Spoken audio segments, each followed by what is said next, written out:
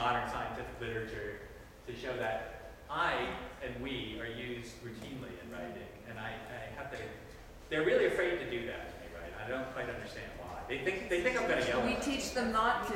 Yeah. Well, the first thing I tell them is, well, you do need to use it now, okay? In science writing, the active voice and the use of personal pronouns is the common usage these days. That's not to say you won't find people who still write in passive voice, but this is what we're striving for. I don't know. Thanks. Okay, so last comment. I am surprised at how bad they are. So that first assignment I told you that they have to do, they have to find a newspaper article that describes recent scientific findings. I would have thought that was relatively easy. I think you probably would think it was relatively easy. Oh my gosh. I have students who come to me and say, I have been looking for 12 hours and I still can't find an article. How are you looking? The last comment, I don't know about your uses of computers in the classroom. I do allow them to use computers in the classroom. I feel if they want to take notes, they should be able to do it in there. It is surprising, though, the number of people who are just Facebooking or watching videos or whatever. And it is becoming increasingly problematic, actually, over the last 4 years because laptop ownership is way up. I mean, I would say that 4 years ago when I was doing this, maybe 10% of the class would bring a laptop all the time.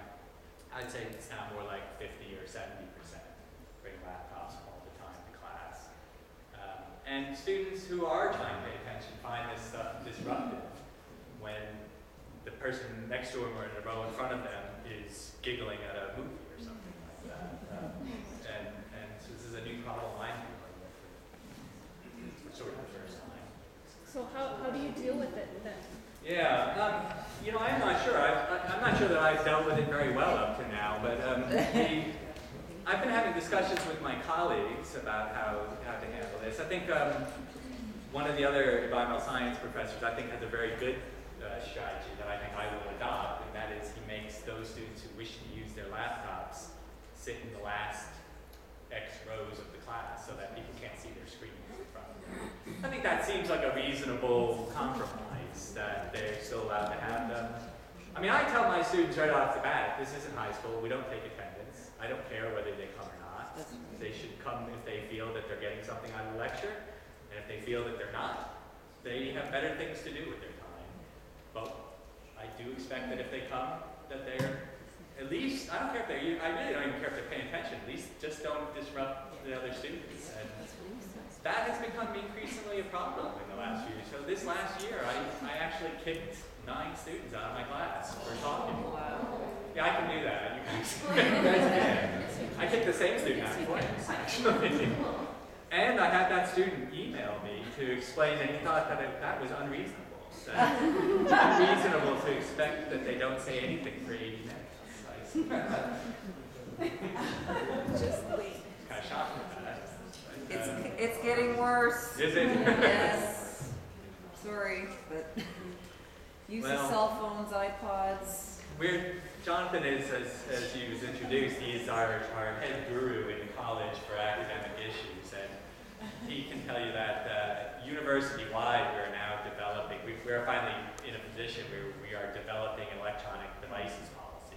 We never had to have that until now, but we've discovered that in one particular incident where a student was cheating by having notes on their smartphone, and of course the instructor or the invigilator wished to confiscate the evidence, but of course that's a $500 phone that holds all of their personal information on it that causes other issues. So we finally now in a position, okay, we got to deal with this, so we're making a policy. I don't know what that policy will be, but Jonathan will tell me what it is when we're there. I think I'm out of time, right? Okay, sorry, we have a couple more minutes. Yeah. I have some questions and some comments about your finding with students coming to you with expository experience in writing format and not in critical thinking. I would say that's largely, you were questioning why. I think a lot of that has to do with us preparing and trying to prepare students to write the literacy test, of course. You probably heard this.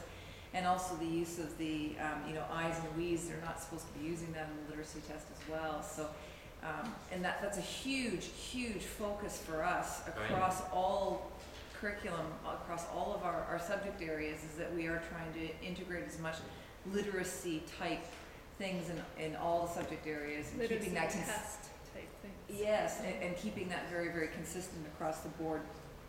As far as just to separate two issues there. One is just the mechanical issue of using personal pronouns, which is easily overcome by just telling students that what I tell them is, in that circumstance for that problem, you were asked not to do it. It's just like, you have a vocabulary that you use with your friends on the street. You have a vocabulary that you use with your parents around the dinner table. It's not necessarily the same thing. That's less of a problem, actually, than getting them to take ownership of their ideas, which comes partly with saying I and we. To say, when you put it out there in passive voice, you don't have to take ownership of it. It doesn't have to be your idea. It's an idea. People have thought this. It's been thought that. It's been said that. Right? I want them, one of the critical pieces for me is for them to leave this class starting down the path of being able to engage effectively in the public debates about the environment. I know lots of these students are not ever going to go work in environmental sciences. They're going to go and be bankers and management consultants and whatever else. But I think the kind of common denominator what I'd like them to do when they're done with their degree is to be able to sit down in any venue, in any coffee house, in any bar, with anybody, talk to their elected representatives and effectively argue their ideas and position. And that involves taking ownership of their ideas. Absolutely. Sorry, so she had something else to finish. I interrupted her. No, absolutely. I also teach senior biology, so we have read up lab reports and that sort of thing too. So your comment about them being information illiterate or being able to find information on the internet is certainly something that we struggle with as well. I'm taking a librarianship course as well, and everybody in my class is experiencing the same thing. And it's truly, it's across the board, all subject areas that have to take on that responsibility, not just the teacher librarian's responsibility to try and prepare the students for university and college for research. One of the things that I wanted to ask you is, in these research reports that you're having them do you have them do any research on is there information already out there about their searchable subject or their research? So a beam project? Yes. There probably is. In fact, Kim is always worried that that's what they're just going to go look it all up on the internet and then they're going to miss the point of this. But isn't that part of the whole research You could argue process? that. It's not one of the goals I'm trying to get out of this from them. I really wanted to just go through that thought process. So I don't actually even suggest to them that they do it. And my experience is that they're probably not. There are other problems that I do with them, though, where they do have to do some research. I try to keep, actually in this class, I try to keep that to a minimum, the external stuff. They have enough stuff to read, and the exercises that I give them are not really geared towards that, but I would describe it as a sort of a gentle introduction to that, so they do have to find a few original papers. Yeah. So I do point them to our vast library, electronic resources. I give them a little bit of instruction on where to start looking, but I don't give them as much of that as you could argue they really need. But they get it as the years go on. They get it. Okay. I think Yes. Yes, two things. One, I want to make sure that your point was that not necessarily that they should be using I, we, etc. thing, but more so that their conclusion should imply that it is what they think. So when they state, for example, that eco-friendly shampoo is not better than, and that's them taking ownership. That's right. They don't necessarily have to say, we think that eco-friendly shampoo, etc. Right, they don't have to.